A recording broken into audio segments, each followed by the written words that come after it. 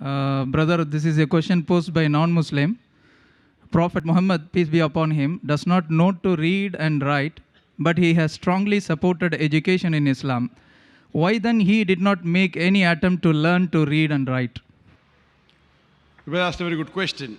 That Prophet Muhammad sallallahu alaihi wasallam, the first guidance given in the Quran, in the Wahi to Muhammad sallallahu alaihi wasallam, Allah subhanahu wa ta'ala, was Iqra, to read, to recite, in Surah Iqra, chapter 96, verse number 1. So when he paid so much importance, it's a Sahih Hadith, that it's obligatory on every Muslim, man or woman, to acquire knowledge. So why was he not literate?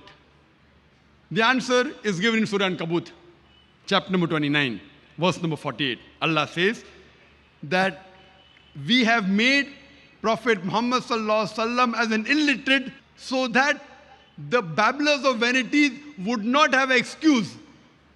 People would have had an excuse that this Quran is written by Prophet Muhammad, peace be upon him. So Allah subhanahu wa ta'ala purposely made the last and final messenger illiterate so that people would not accuse that this book, the Quran, has been written by the last and final prophet. But even though he was illiterate, he was very educated. Illiterate means he could not read and write. But his intelligence was par excellence. Education was excellent. Illiterate though, he was a master. Michael H. Hart, Lamartine, all these great scholars and the historians, they praise Prophet Muhammad as the best statesman in human history, the best leader in human history. Thomas Carlyle, in his book, Heroes and Hero Worship, he calls him the best leader in human history. Michael H. Hart calls him the most influential person, though illiterate.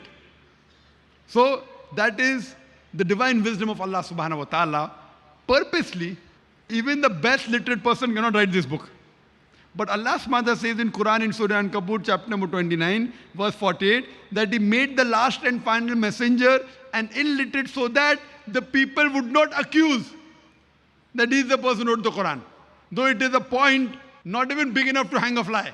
It is so insignificant. Yet, Almighty Allah subhanahu wa ta'ala did not want to give a chance for the babblers, for those critics to point a finger, even though it is such an insignificant point. That is the reason Allah in His divine wisdom made the last and final messenger an illiterate person. Hope that answers the question.